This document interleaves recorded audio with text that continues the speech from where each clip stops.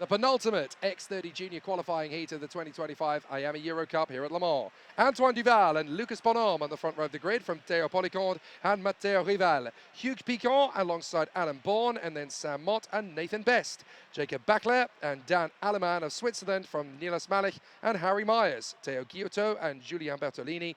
Maël Montero and Elias Titus. Then Netio Gambacon and Sio de Vries. Sacha Duquet and Elie Canuti de Chitel from Lucy Lovell and Jamie Leroy Fagin. Then Ethan Higgins and Cesc Pieters, who's had to fight every single race from the back after his times were disallowed in qualifying. On to the back straight. And this is all going to be about patience at the start here. Drivers warming up the tyres and brakes to the optimum temperature to give themselves the best possible chance of moving forward. But for Antoine Duval and Lucas Bonhomme, this is going to be seriously difficult to call. Drivers go into the 2 rows of karts.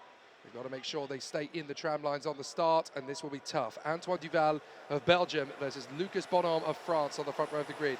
Then Policonde, Rival, Piquant, Bourne, Mott, Best, Bachler and Dan Aleman of Switzerland. Predictability, we're not going to get any of that. Off we go. And it's a terrible start from the outside line in general, as many people have lost ground. So to the inside line, it's Duval, Policonde and Piquant who have made the best of it. And through the first turn, we've got a spinner. So there's 2 karts that go off the road and then recover quite quickly. But up to the lead of the race, it is now Policonde who goes round the outside of Antoine Duval. Absolutely amazing. Duval finds himself now down the order, but it's Théo Policonde who is in the lead of this race. What a start then from Policonde after an absolute rocket ship of a launch. Effectivement, c'est important pour Théo Policonde. Il a déjà une victoire de manche dans cette catégorie junior, une deuxième.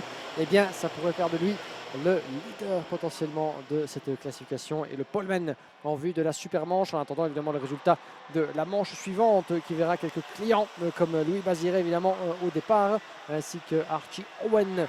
Louis Baziré qui est avec Yann Rodriguez, l'autre pilote a compté une victoire dans cette catégorie, donc ce sera à la fin de toutes les manches qu'on pourra commencer à faire le petit calcul d'épicier. En attendant, concentration sur l'activité en piste et elle est nombreuse. Théo Policonde, Hugues Piquant, 3 places de gagné en 2e position devant Antoine Duval, Lucas Bonhomme, Matteo Rivals.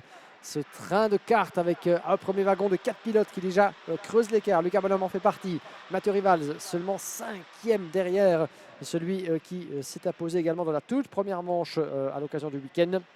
Certainement pas, comme vous le disiez, Jake, le résultat, ou en tout cas l'entame de course qu'il aurait bien voulu avoir. Antoine Duval, pendant ce temps-là, eh bien, pique à la corde de Hugues Piquant. Ça repasse en 2e position pour le pilote belge d'Eurokarting. Duval de retour en 2e. Et ça ne va pas faire les affaires évidemment de Hugues Piquant, puisque Lucas Bonhomme tente évidemment de lui ravir cette 3e place. Est-ce qu'il va y parvenir de la chicane? Oh, la porte se referme. Il doit rester là, mais ce n'est que partie remise. There's a serious lack of patience in X30 Junior this weekend, isn't there? As everybody wants to find that little bit of momentum that they can gather up from other drivers' mistakes. They know that could be the one chance they're going to get of pushing through to the lead of this race. So everybody goes gung-ho. That first corner incident, by the way, was a combination of Ethan Higgins and Nathan Best having a spin. So they both managed to start the recovery charge, but it certainly doesn't help them in terms of their immediate progress. But there in the mix there is Hugues Piquant trying to work his way onto the tail of the likes of Théo Policonde and Antoine Duval. But Policonde leads the way here with a little bit of pressure on the back of them from Bonhomme, Rival, Piquant, Niels Malich. Niels Malich has done a fantastic job, the Danish driver, up into what was 6th position. It's now back down to P7 again, as Dan Aleman on the Spirit has got ahead of him. So that is the Swiss driver doing a grand job, having stepped up to X30 Junior. And now Dan Aleman with a real chance to make a play for this, as he charges down the straight, now in P6, behind the Guadeloupean Hugues Piquant. Hugues Piquant qui se montre de plus en plus menaçant. Le pilote, le seul représentant de la région de Guadeloupe, dont il arborait fièrement les couleurs lors de la grande parade des pilotes. Et si vous n'étiez pas avec nous en live sur la chaîne YouTube de la Iame Series France, eh bien on vous invite à, pourquoi pas, retourner voir à quoi ça ressemblait. C'est toujours évidemment disponible sur la chaîne. Mais surtout, n'hésitez pas à aller voir les comptes Instagram de Iame Series France et la page Facebook aussi, où eh bien, nos faiseurs d'images, nos magiciens de l'objectif, vous ont concocté de superbes reels et autres vidéos, highlights et résumés bien des festivités d'hier en piste, et également lors de la parade des pilotes qui fut haute en couleur et en amusement, certainement pour Jake et moi-même, ainsi que pour tous les participants, certainement, dans un magnifique nuage de fumée. Et même une démonstration de sprint de la part de Jake Sanson himself. I was saying just in a minute that you've been busy running up and down the starting straight yesterday in the driver's parade, my dear Jake, and that was something Yes. I haven't seen in ages, and that was truly impressive and one of the highlights of my weekend. Well, I'm not quite as quick as these guys in a straight line, but I'll give it a go next year if somebody gives me a cart. Théo Policonde in front of Antoine Duval, Lucas Bonhomme and Matteo Rival, and then Hugues Piquon doing a fair job, the Guadeloupean in front of Dan Aleman. We're going to get a lead change up the inside. Antoine Duval slices in on Théo Policonde and redresses the balance as far as the Belgian is concerned. He started pole position. He wants to stay in the lead. Policonde is going to go from straight away. Retaliation. No hesitation at all from Policonde. And if these two keep squabbling away, the two men behind are going to get their shot, Bonhomme and Rival. And if you're Hugues Piquon, you are just getting started. Et en effet, la menace pourrait venir de derrière parce que regardez comme ils sont occupés à se perdre du temps, à s'écharper en quelque sorte. On rappelle qu'il y a 3 équipiers dans le top 4 avec Théo Policonde, Lucas Bonhomme et Matteo Rivals, tous de l'attente. Dream Racing avec un seul opposant, Antoine Duval, qui doit bien se sentir seul. Changement pour la deuxième place. Bonhomme de retour en deuxième position. Duval sur la menace. Et bien de Matteo Rivals qui tente de se refaire une santé dans cette course. Il a une victoire de manche, tout comme Théo Policonde. Il aimerait bien faire la passe de 2, évidemment. Ce serait crucial dans l'optique de sa position de départ pour la super manche. Mais il y a un obstacle de taille. C'est Antoine Duval, évidemment. Et au moment où je dis ça, malheureusement, je dis jinx.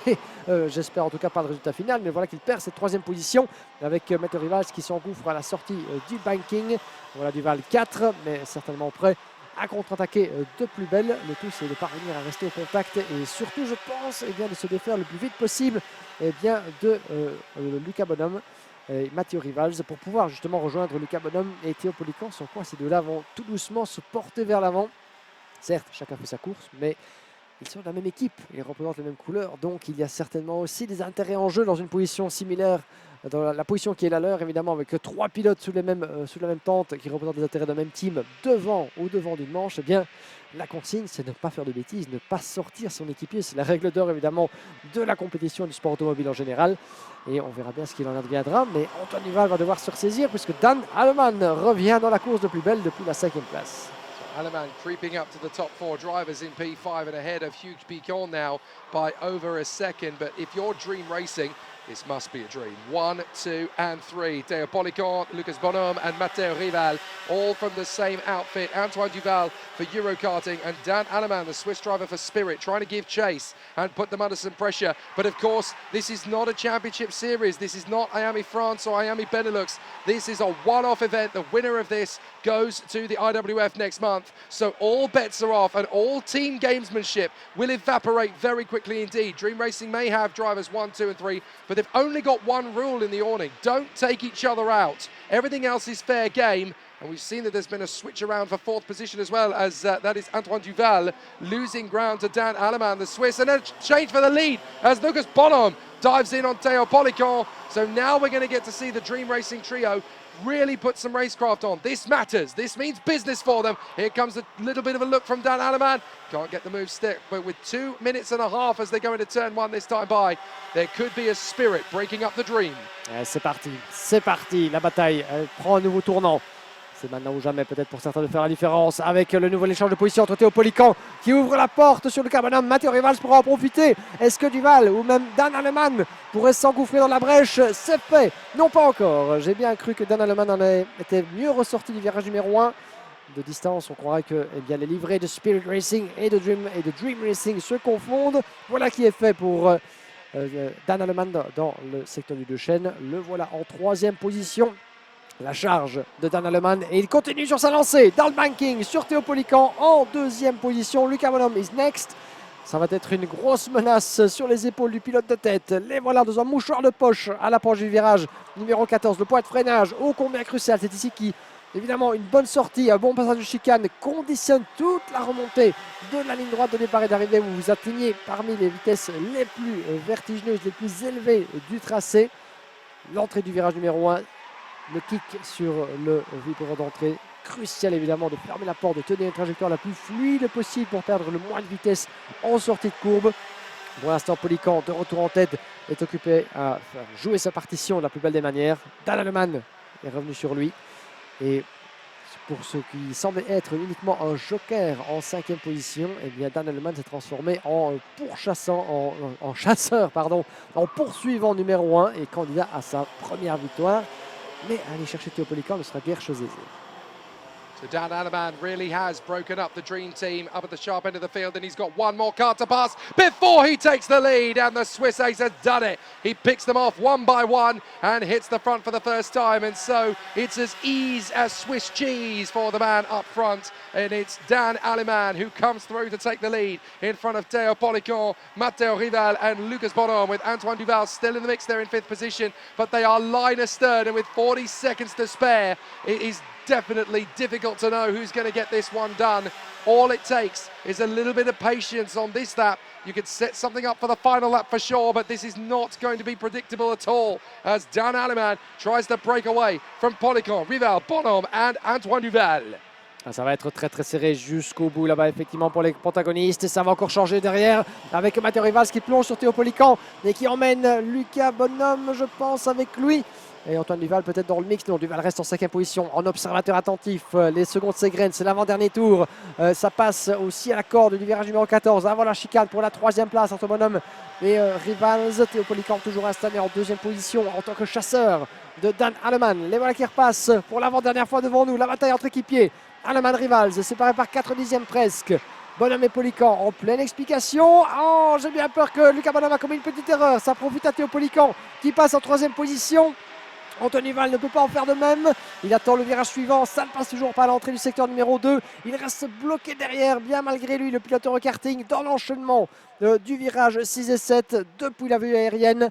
Et vous voyez que le top 3 a tendance à s'étirer. La dernière lutte peut-être pour la 4e place entre Duval et Polican, qui tente de prendre l'extérieur. La porte est fermée de l'autre côté, du côté du banking. Ça ne passe toujours pas pour Duval. Le dernier freinage de l'autre côté de la ligne droite. Alors que Dan Aleman, pendant ce temps-là, est parvenu à se ménager suffisamment d'avance pour peut-être franchir la ligne d'arrivée en première position.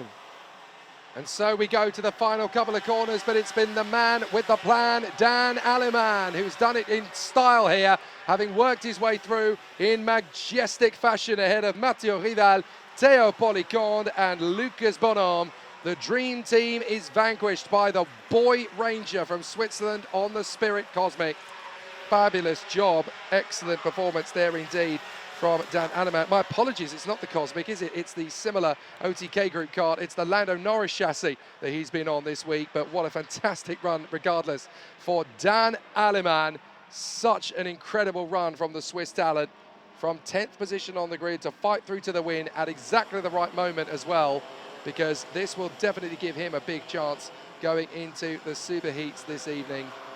Boy, oh boy, Dan Aleman picked the perfect time to storm into the contest. He gets a thumbs up from Matteo Rival, who comes home 2nd, then Théo Polican, Lucas Bonhomme, Antoine Duval, Adam Bourne, Jacob Bachler doing a good job in front of Hugues Picon, then Sam Mott and Chest Pieters from the back of the grid to P10.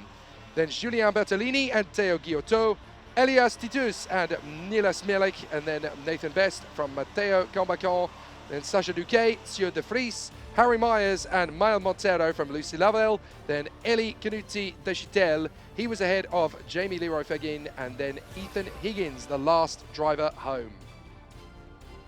A very tough race then in X30 Junior. Heat 5, Group B versus C, there's just A versus D left, but with that victory from Dan Aleman, that tells us that this battle for the pole position across the 2 superheats in Junior is going to go down to the wire. You cannot let a single error creep in, and patience is almost as important as power. It's very important to keep your mind and your steely nerves at very cautious procedure.